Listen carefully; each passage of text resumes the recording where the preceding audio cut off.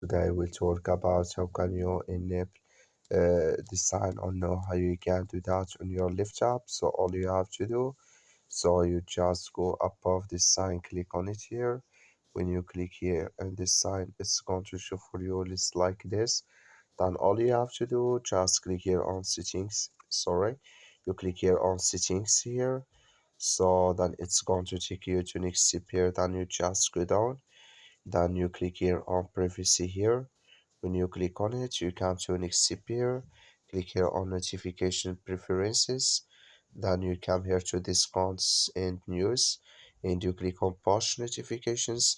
Then, like you see, discounts and news, it's enabled with us now for notifications. So just switching to enable with it's going to show for you sign here. That's mean it's enabled with you. That's all you have to do. Thank you for watching. Don't forget to support us by like and subscribe.